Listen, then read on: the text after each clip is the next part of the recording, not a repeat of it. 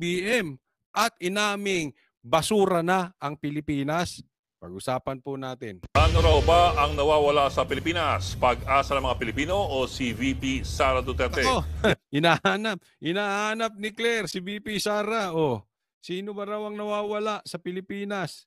Pag-asa o si VP Sara? Yan po ang buwelta ng palasyo sa Bise matapos niyang sabing papunta na sa basurahan ang lagay ng Pilipinas. Nagbabalik si Maricel Halili. Lugmok na tayo sa kahirapan. It seems that we are working to go to the dumpster. No? As I said noon, As I said, we are on this road to perdition. O, papunta na tayo sa basura. Ang sinabi ni VP Sara, we are on our way to dumpster. and on this road to perdition, somehow walang nakikitang hope yung mga tao dahil wala din silang nakikita mula sa Totoo naman sinasabi ni VP Sara. Kayo ba? May nakikita kayong proyekto? Ako nakikita kong proyekto nila. O, proyektong siraan ang Duterte. O, patunayan ko. Baka sasabihin fake news ako. Saan ka nakakita na yung tatay pinadala sa Hague, sa ICC, base sa illegal arrest? Tapos, yung anak, pinadadaan sa impeachment. Yung ba naman, katanga mo na lang kung hindi mo alam na talagang ang proyekto ng gobyernong ito ay proyektong Duterte. Isipin mo mag-anak, mag-ama, parehas ginigipit. Siyempre, aaminin ba nilang ginigipit yan? Sabihin, hindi, Coach Oli, hindi totoo yan, fake news ka, hindi ginigipit. Ano yun, tsamba lang? Mag-ama kakasuhan nyo? Oh, naman. Huwag yung binubola taong bayan. Alam mo, natuto na ang taong bayan sa pambubudol. Hindi na sila maniniwala. Diyan pa lang Diyan pa lang, alam na natin. Yung ginawa kay Pastor Kibuloy, kaduktong din dito sa Duterte. Dahil alam nila, malapit na kaalyado si Pastor Kibuloy ng Duterte. Di ba? So, ewan ko lang sa inyo kung hindi nyo pa makita na wala nang proyekto. Meron ba kayo nakikita mga infrastructure? Bumababa ang presyo ng bilihin? Bumababa ang krimen? Anong bago sa Pilipinas? Ano? Bagong balita para sirain ng Duterte. Yan. Yan. Nararamdaman natin yan. Tama. Ang biradang ito ni Vice President Sara Duterte pinalaga ng palasyo. Nawawala ang pag-asa ng mga Pilipino. Hindi ba siya yung nawawala sa Pilipinas? Ngayon, hinahanap. Hinahanap ni Claire si VP Sara. O sige, tuloy. O sige. Anong gusto mo kay VP Sara? Sabi ni Palace Press Officer Undersecretary Claire Castro, baka mas lumala pa kung ang mga gaya raw ni VP Sara ang mamuno sa Pilipinas. Hindi ba mas magiging mapupunta tayo sa dumpster? Ito, sabi niya, hindi ba mas lalong magiging mapupunta tayo sa dumpster? Ibig sabihin, mas magiging basura tayo. So ito, nadulas. Alam mo kasi minsan, ang kadaldalan, nilalagay sa lugar. Ano siya PCO siya pero ang PCO ay hindi para atake ng atake sa Duterte. Hindi para sagutin ng Duterte. Ipakita kung ano ang proyekto. Nakita nyo na? Yan ang trabaho ng PCO. Ipakita kung anong ginagawa ng gobyerno. Para ipakita ang proyekto ng gobyerno. Hindi yung sagutin ng Duterte. Kaya nga sinasabi ko sa inyo, ang proyekto ng gobyerno ay Duterte. Banata ng Duterte. Ultimo sa bunganga nitong maaling ito, Duterte. Sagutin ng Duterte. Nadulas siya. Kadaldalan. Ano sabi niya? Di ba lalo tayong mapupunta sa basura kung ang magiging presidente si VP Sara? Ang magiging leader natin? Di inaamin niyang nasa basura tayo ngayon. Ulitin natin. Baka sabihin nyo, niloloko kayo Pupunta tayo sa dumpster kung ang magiging pangulo natin ay ang mga katulad. Ulitin. Pupunta tayo sa dumpster. Hindi ba mas magiging... Hindi ba mas magiging... mapupunta tayo sa dumpster? Hindi ba mas magiging mapupunta tayo sa dumpster? kung ang magiging pangulo natin ay ang mga katulad nila VP Sara? Sa akin galing. Fake news ako. Galing sa bunganga mo yan. Unless inedit yan ng frontline. Fake news sila. Nagbibigay lang ako ng komentaryo. Di na paamin ka na basura na. Totoo naman eh. Totoo naman na sinasabi ni VP Sara. Wala naman kayong nagawa. Even PCO, ang proyekto, Duterte. Ang Kamara, anong proyekto? Duterte pa rin. Diba? Jesus. Mas na inuuna pang magpunta sa abroad, magsilbi sa isang tao. Marami pa rin pong Pilipino na umaasa sa kanya bilang vice-presidente. Yan, ang ganda na sinabi niya. Pero bibigyan ko komentaryo yan, okay? Ano sabi niya? Marami pa rin umaasang Pilipino sa'yo. No, naiintindihan ko yung mga na sinabi kasi sa ibang na oo, tatay niya nandoon at kailangan siya doon. Pero mas marami pa rin Pilipino na nangangailangan ng tulong niya bilang vice-presidente. Inaamin mo rin ba na matatanggal si Marcos? Kasi ano ba talaga ang pinakatrabaho ng vice president? Aminin na natin yung totoo lang.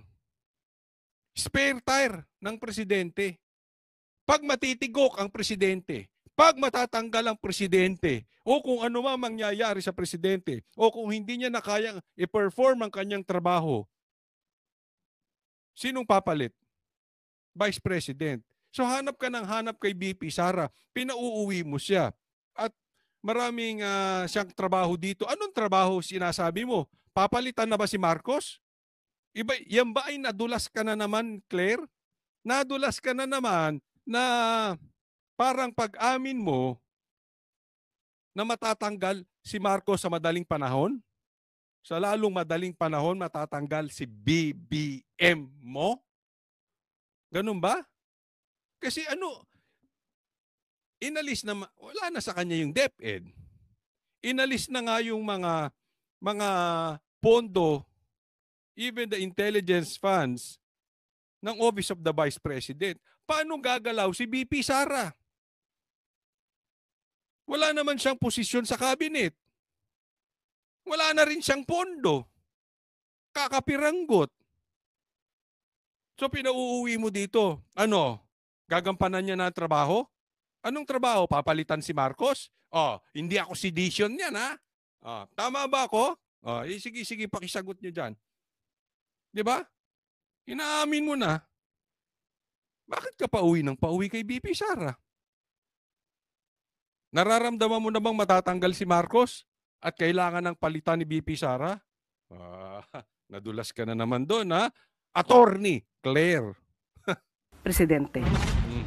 Nasa The Hague, Netherlands ngayon ang PC para makipagtulungan sa legal team ng kanyang ama at dating Pangulong Rodrigo Duterte na inaresto ng International Criminal Court. Mismo ang Office of the President na rin ang nagbigay sa kanya ng travel authority hanggang Abril.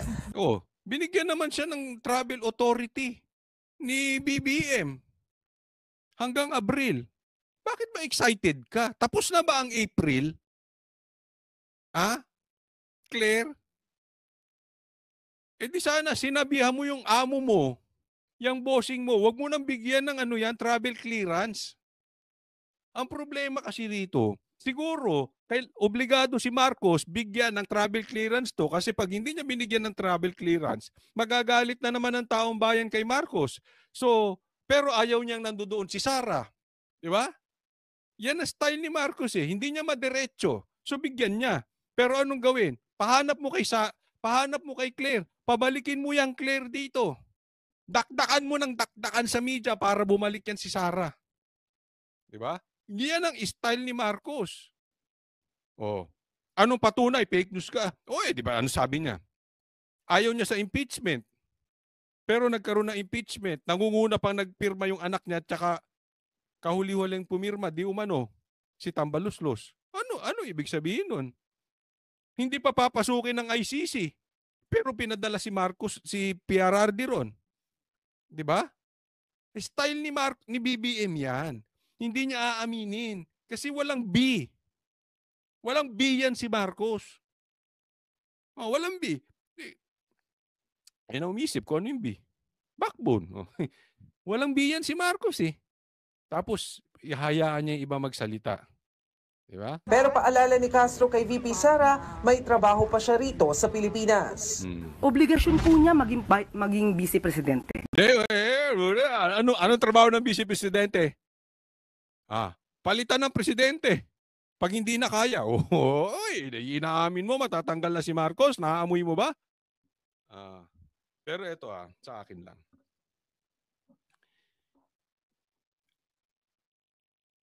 Hindi, ito kasi sa dulo nitong balitan to sasabihin na wala pang sagot si BP Sara patungkol dito.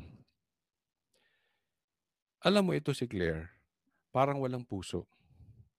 Dapat alam niya naman sa ating mga Pilipino, kahit sabihing may trabaho pa siya rito, pambihira kahuhuli lang ng tatay. Ano ka ba namang klaseng tao? Ano ka ba namang klaseng Pilipino? Yung tatay 80 years old. Magse-celebrate ng birthday. Gusto mo iwanan niya? Asan ng puso nitong si Claire? Or inutusan to eh. Salita ni Marcos yan eh. Di ba? Kung hindi salita ni Marcos yan, tanggalin mo yan si Claire. Mali-mali ang sinasabi. Pero we assume na salita ni Marcos yan. Dahil hindi gumagalaw si Marcos. Hindi niya inaalis yan. So ibig sabihin, siya mismo nagpasabi kay Claire. Yusek niya yan eh. Asan na ang puso mo, Marcos? Birthday nung matanda na nagsilbi sa Pilipinas. Nandoon ang asawa. Andoon na nga sila Kitty. Tapos pababalikin mo rito? Magbe-birthday? Anong klase kayong tao? Grabe naman ata ang kademonyuhan yan. Hindi ko po kayo iniinsulto pero para sa akin that is too much evil. Hindi na po ata tayo Pilipino. Yung ganyang klase. Yung ganyang klaseng puso. Wala na yung kapwa-tao sa atin. It's all about politics. Alam niya po dapat ang obligasyon bilang vice presidente. No comment pa naman dito si VP Sara. Kaya no comment pa naman dito si VP Sara. Ako, kung papayuhan ko si VP Sara, hindi siya dapat magbigay ng komentaryo kay Claire. Ang dapat sumagot sa Duterte ay si Marcos. Dapat itong si BBM magkaroon ng yag, magkaroon ng B, magkaroon ng backbone, siya mismo ang sumagot sa Duterte. Huwag siyang magtago sa palda ni Claire. Hindi niya ka-level yan eh. Usap kayo, president sa vice president, magsagutan kayong dalawa. Huwag kang nakatago kay Claire. Hindi dapat sagutin ni BP Sara yan. Sino ba yan? Ang dapat sagutin ni BP Sara ang presidente. At ang dapat sumagot kay BP Sara ang presidente. Naduduwag eh. So until magkaroon ng tapang at pagkalalaki si Marcos, hindi dapat sagutin ni BP Sara. Hindi niya dapat sagutin. Wala siyang obligasyon sagutin yan. Until kaya na ni Marcos tumindig sa sarili niyang paa. Nagbabalita mula sa... Diba? Next topic po tayo. Eto. BBM, desperado na. May gulo sa partido niya. Pag-usapan natin to. Mismo kay Senator Amy Marcos na nanggaling, hindi na siya bahagi ng senatorial slate ng administrasyon dahil daw yan sa pagkakaiba ng kanilang prinsipyo at paninindigan. Nasa frontline balitang yan si Mean Los Baños. Tuluyan ang kumala sa alyansa para sa bagong Pilipinas ang kapatid ng Pangulo na si Senator Amy Marcos. Kumalas na. Ito si Amy. Naalala nyo, 2 days or 3 days ago ata, meron akong vlog about may kakala sa alyansa. Isa na dito si Amy at may susunod pa. At ngayon may napapabalita dahil hindi naman daw uma-attend na ng rally itong si Camille. Again hindi tayo fake news. Hindi ko pa sinasabing kumakalas na si Camille. Okay? Pero nababalita. At magkakatotoo na yung sinasabi ko na mayroon pang mga dalawang kakalas pa rito. This says a lot. Isipin mo, kapatid mo mismo walang tiwala sa'yo. Ulitin ko, hindi ko ikakampanya si Aimee at hindi ko sasabing iboto nyo. Sa katunayan, ang sasabihin ko kabaligtaran, huwag nyong iboto si Aimee dahil Marcos pa rin yan. Ang pag-usapan natin, anong impact nito? Mabigat po ito dahil to si Aimee, kapatid niya At meron siyang ibubulgar. Nasabi niya sa isang interview, meron siyang ibubulgar. Yun po ang antayin natin kung ano ang ibubulgar ni Aimee Marcos. Matindi po yan. Pero ito, di ba? Meron ng gulo dyan sa partido. Isipin mo kapatid, walang tiwala sa partido mismo nung kanyang kapatid. Diyan pa lang, paano mo sasabihin na ikaw ay may leadership ni hindi mo kayang maimpluwensyahan ng iyong kapatid? Anong klaseng leader ka? 'Di ba? Kasi kung ikaw ay talagang leader, maayos yung family mo. Ako naniniwala doon Kaya mong i-influence yung mga pamilya mo, yung close family mo. Kapatid. Kung mismong kapatid mo, hindi, you don't deserve to become a president. Or, you don't deserve na sumigaw ng unity gaya ng sinisigaw mo noong 2022. May balita nga, again, hindi ko pa ma-confirm kung totoo to o hindi, medyo may gulo na daw sa partido ng alyansa. Dahil may nagsasabi na mali ang pagkadampot talaga at pagkakidnap kay Tatay Digong. Dapat naman manindigan na kayo. Kung naniniwala kayo na kidnapping ang ginawa kay PRRD at illegal yung pagdala sa kanya sa Hague, ano pang ginagawa nyo dyan? Di wala din kayong B. Diba? Kung nag-i-stay kayo dyan, alam nyo na ngang mali. Hindi po tayo, hindi to sedition. Ang sinasabi ko lang dito, anong paninindigan nyo? Alam nyo yung takbuhin ng partido ay salungat doon sa paniwala mo. Bakit nandiyan ka sa partido? Dahil sa pera? Dahil sa makinarya? Dahil mas madaling gumalaw? Dahil makakaikot ka? Dahil may partido ka? Hindi ka leader. Ang iniisip mo, sarili mo. Hindi yung taong bayan. Sa isang pahayag, sinabi ng senadora na hindi na niya magagawang mangampanya at tumuntong sa iisang entablado kasama ang iba pang kasapi ng alyansa. Buti pa to si Aimee, may B, Hindi ko magagawang mangampanya at tumungtong sa iisang entablado kasama ang iba pang kasapi ng alyansa. Lalo't magkaiba kayo ng prinsipyo. Tulad daw ng sinabi niya noon, mananatili siyang independent candidate. May mga hakbang daw kasi na ginawa ang kasalukuyang administrasyon na salungat sa kanyang paninindigan. Yun, di ba? So, ibig sabihin, yung salungat dyan sa partido, bukod kay Aimee, salungat sa inyong prinsipyo, ano pag ginagawa nyo dyan? Di ba? Wala kayong paninindigan. Wala kayong prinsipyo. At prinsipyo. Sasabihin niya raw ito sa mga susunod na araw. Nitong Yan, Ano ulit sabi? Nabanggit pala dito. At prinsipyo. Sasabihin niya raw ito sa mga susunod na araw. Nitong nakaraang linggo lang ng pangunahan ni Senator Aimee ang pagdinig ng Senado kaugnay sa pagkakaaresto kay dating Pangulong Rodrigo Duterte. Sa pagdinig ng Senado nitong nakaraang linggo, makailang beses in-invoke nila Pero ako, sabihin ko lang sa inyo kasi may sinasabi, pinag-uusapan na daw to kung kukuhanin sa PDP to si Aimee. Ako, I'm sorry. Kahit kuhanin sa PDP, hindi ko ikakampanya. Ewan ko lang Ewan ko lang. At least meron siyang talagang matinding gawing significant. Halimbawa, call out niya na yung kapatid niya for drug test. Mga ganong klase. DILG Secretary John Vic Remulla at siya si Secretary Boying Remulla ang tungkol sa executive privilege. Yan ay nung hingan sila ng detalye kaugnay sa di umano'y pagpupulong ni Pangulong Marcos at ng ilang miyembro ng gabinete bago ang pag-aresto kay dating Pangulong Duterte. Alam mo yung executive privilege na yan, wala yung pinagkaiba sa confidential funds. Diba? Kasi double standard ang dating. Para sa akin, kung wala kayong tinatago, bakit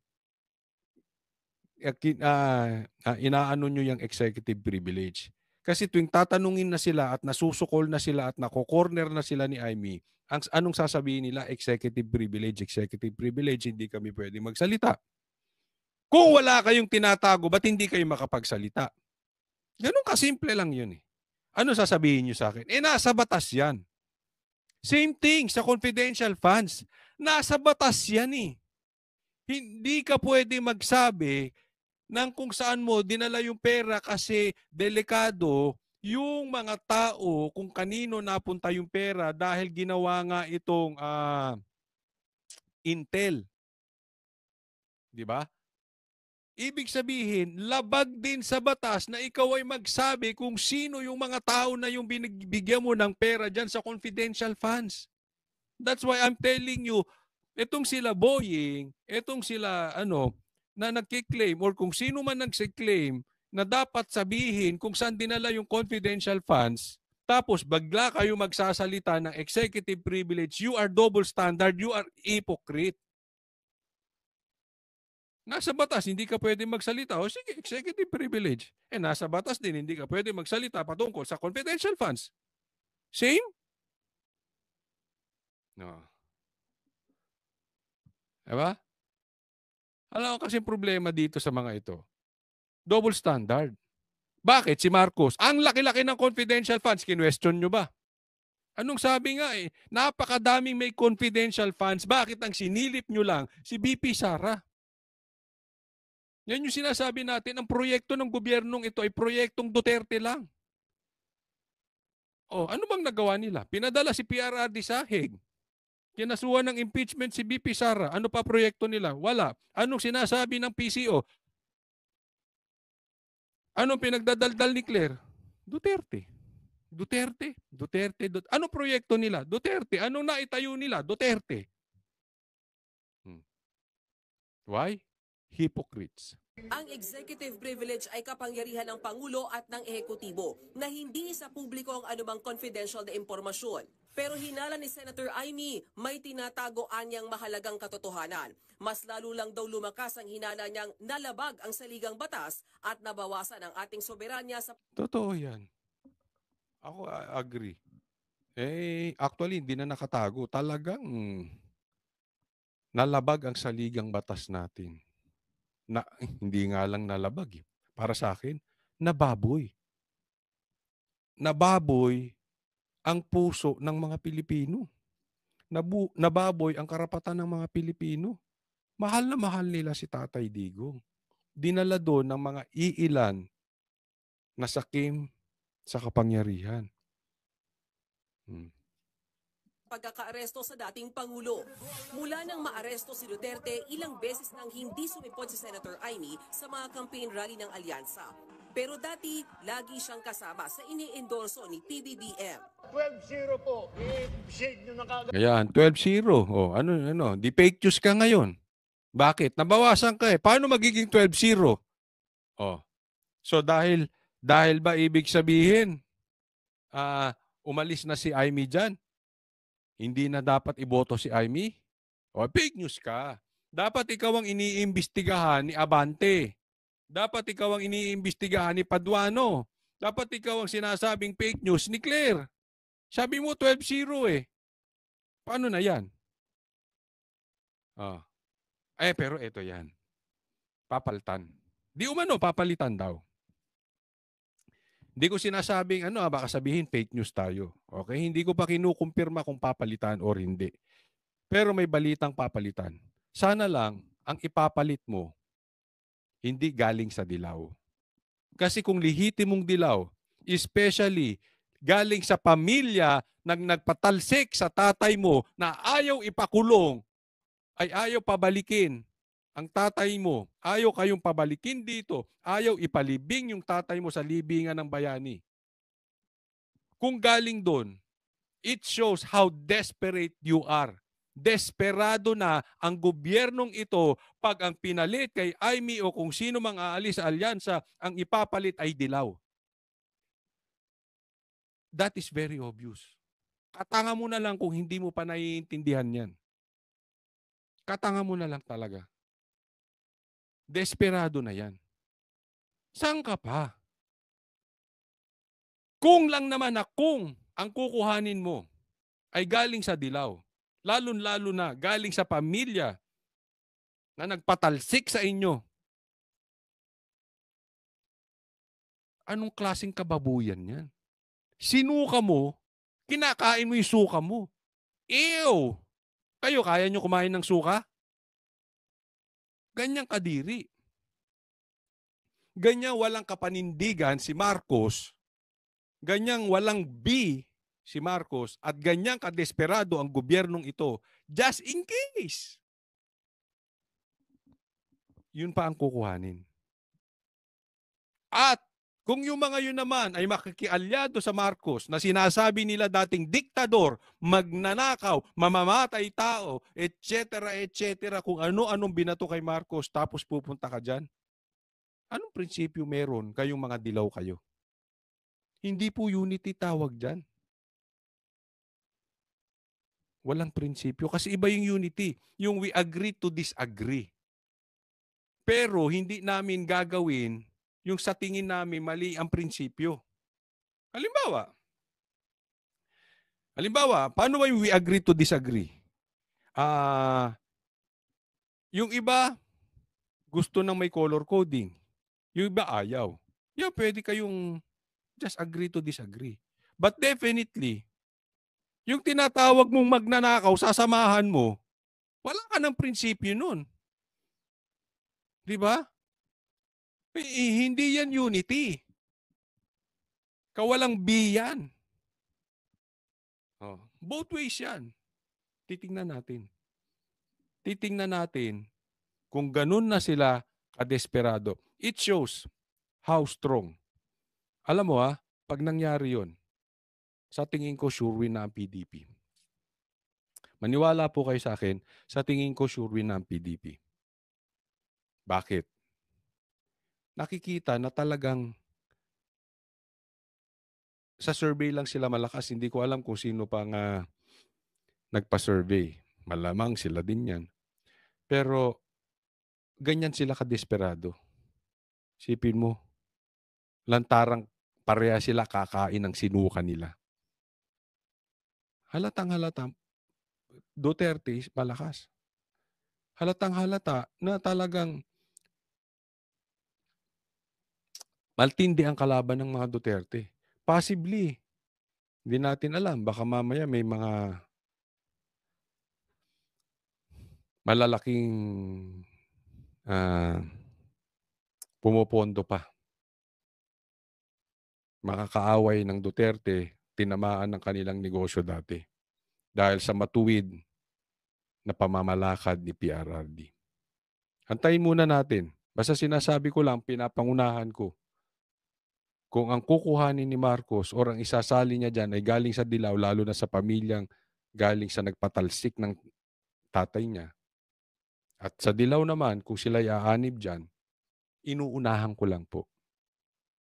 Para alam natin kung anong klaseng kababuyan yan. Kung anong klaseng kadesperado sila. Wala na silang paninindigan, wala silang prinsipyo. Para sa alyansa, mabuhay ang alyansa para sa bagong Pilipinas. Pero nitong mga nakaraang kampanya ng administrasyon, hindi na 12 ang binanggit ng Pangulo.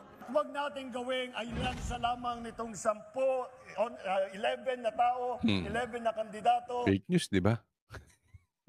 Na tumatakbo bilang senador. Ayon naman sa campaign manager ng alyansa na si Congressman Toby Chanco, nire-respeto nila ang desisyon ni Senator Aimee. Nilinaw din ni Chanco na bahagi pa rin ng alyansa ang partido ni Camille Villar na Nationalista Party. Nasa meeting nga raw nila kagabi si Villar. Matatanda ang ilang beses ding hindi nakadalo si Villar sa mga campaign rally ng alyansa. Pero ini-endorso pa rin siya ng Pangulo. Samantala, wala munang kampanya ang alyansa ngayong linggo. Magiging abala raw sila sa mga imbitasyon sa pagsisimula ng kampanya ng local elections sa March 20. Nax, wala pa raw silang kampanya ngayon. Ewan ko okay, baka sabihin nyo fake news. Hindi, may bali-balita lang kasi nilalangaw po. Kaya nga na-postpone daw sa Cebu, okay? Okay, hindi ko sinasabi yan for a fact, okay? Sinasabi ko na nabalitaan ko lang. Pero alam naman nila kasi, itong linggong ito ay birthday ni PRRD. This week, Filipino people will celebrate the birthday of Tatay Digong. Hindi nila kayang sabayan. No way. And they know it. Mauubos ng tao kasi alam nyo, nationwide. So kailangan dumalo kayo sa mga supporters ni Tatay Digong, ipakita natin yung suporta natin. Kaya itong mga ito natakot lang. Sa March 28 din, ang ika-80 kaarawan ni dating Pangulong Duterte. Nagbabalita mula sa... Next topic po tayo. Ito, pag-usapan natin, Hanilet and Kitty may balak sa birthday ni PRRD. Nandyan na po sila sa Hague. Bigyan natin ng komentaryo ito. Nasa Netherlands na ang common law wife ni dating Pangulong Duterte na si Hanilet Tabansenya at kasama niyang anak na si Kitty Duterte para po sa nalalapit na birthday ng dating Pangulo. Pambira naman to si Kitty, Ang gulo kausap, Sabi ko, sabay kaming pupunta dyan, Umuna-una. Hindi ako inantay. Ambisyoso ka. Hoy, Coach Oli, ambisyoso ka, ha? No. Joke lang po yan, joke lang. Buti-buti, nandyan na sila. At live mula sa The Hague, the Netherlands, nagbabalik si Joey Francisco. Joey, anong sinabi ng mag-ina? Katanghalian nang dumating dito sa penitentiary ang mag-inang sina Hanilet Tabansenya at si Kitty Duterte. At sila'y tubo nga sa loob para magparehistro doon sa kanilang visitation. Pagkatapos doon ay lumabas na sila dito sa harapan nitong penitentiary at pumunta doon sa mga supporters ng mga Duterte na nagtitipon-tipon dito halos araw-araw. So doon sila nagstay, siguro more than an hour sila na nakihalubilo at nakipagkamustahan sa mga kababayan natin na nag-aantabay nga dito sa labas ng penitentiary. At hindi sila nagpa-unlock ng interview sa media pero hindi raw sila nagpa-unlock ng interview sa media. Merong interview nakausap nila SMNI. Ayos sa inyo. Hindi kasi yan po nabalitaan natin, okay. Iko-confirm natin. Pero kasi may mga nakita ako Oo, kausap na nila yung SMNI. Tapos sa inyo ay magpa-interview. Kaya, anong sa tingin ninyo bakit nagpa-interview sa SMNI at sa kanila hindi? Ilagay nyo sa comment section. Di ba? Ay, sus kasi kayo nako. Hinayaan naman kami na makinig doon sa pakipag-usap nila doon sa mga supporters sila Ed. At isa sa mga narinig natin doon, aside from yung patuloy na pagpapasalamat habang nakipag-usap doon sa mga supporters sila dito, ay merong portion doon o pagkakataon na natanong si Kitty Duterte ng mga supporters kung anong kanyang birthday wish para sa kanyang ama, at ang sinabi niya ay good health. Sabi ka, baka ma-misquote ko, pero sabi niya, tinranslate na natin kasi sa kanilang dialekto ito sinabi, pero sinabi niya ay good health and sana daw ay kumakain na siya ng pagkain dito sa loob ng penitentiary. Tama. Ipagdasal natin si PRRD na magkaroon ng good health kasi malaking battle ito. And alam ko magiging kagamit-gamit sa Tatay Digong sa atin dahil ipapakita niya sa buong mundo na hindi karapat-dapat itong ICC ay talagang walang jurisdiction sa Pilipinas. Hindi lang sa Pilipinas, higit sa mas marami pang mga bansa na ito talagang ICC ay walang silbi. At ito'y nagagamit lang bilang politika. So, alam kong magiging kasangkapan si Tatay Digong para once and for all, mawala na tong ICC at mawala ng kapangyarihan. Pero kailangan ng good health ni Tatay Digong. at mahaba itong battle na ito. At hindi maging matigas ang ulo, yun ang kanyang mensahe. So hindi pa actually nakikita ang mag-ina at ang si dati Pangulong Rodrigo Duterte. Ito ay nagpahiwatig lamang sila ng kailang presensya dito sa The Hague at titignan kung kailan yung i-approve na schedule. Ang binibiti nila or ang gusto nila mangyari ay sana sa mismong kaarawan ng dating Pangulo sila pagbigyan na makapasok dito sa loob. Ed. Maraming salamat, Joey Francisco live mula sa The Hague, Netherlands. Ako, itong masasabi ko rito. Posibleng may plano to si Kitty at saka si Hanilet, no? Na dito sa birthday ni PRRD, kaya nga sila nandiyan dyan. And ito po ay magmimistulang, pwede natin sigurong sabihin people power. Birthday celebration and at the same time people power, or maybe paghingi lang ng tayo po hindi kasi delikado po talagang sila ay naghahanap ng butas, binubutasan po ang mga vlogger for sedition. Hindi po tayo nagsasabi na mag-aklas ang taong bayan. Pero this will be like a international or worldwide people power na kung saan nagse-celebrate ng birthday ni Tatay Digong and at the same time na ilalabas natin yung sama ng loob natin sa gobyerno na yung ito ang ine-expect namin pero hindi nyo nagagawa. Ito pinangako nyo pero hindi nyo nagagawa. Bakit puro Duterte yung ginaayos ang sinisikil ninyo, ang ginagapos ninyo, ang ginigipit ninyo pero yung aming mga proyekto para sa Pilipinas ay hindi nyo ginagawa. Yan po ang ating isigaw. At napakaganda nito kasi international. Worldwide, hindi nila kasi kayang pigilin sa ibang bansa. Kasi dito mapipigil nila eh.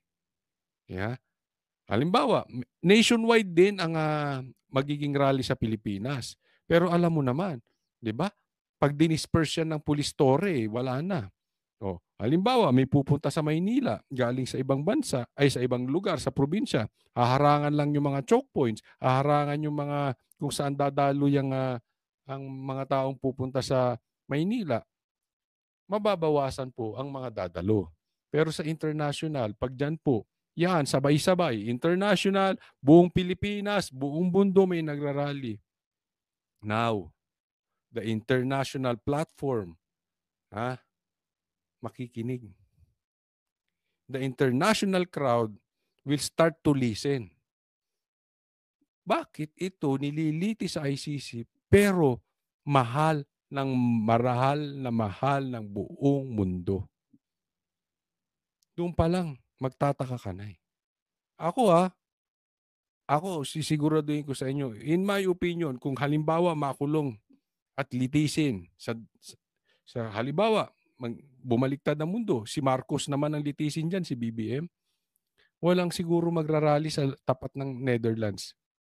Even the yellows, the communists na ngayon ay kakampi nila, hindi susuportahan si Marcos. Hindi nila susuportahan. Sa ibang bansa din, walang magrarally for BBM. Magtataka ngayon ng mundo, bakit ganito kamahal ng bansang Pilipinas? Even yung mga asawa ng mga Pilipino, mga Pilipinas sa ibang bansa, even nung nasa Japan kami, yung rally, may mga Hapon.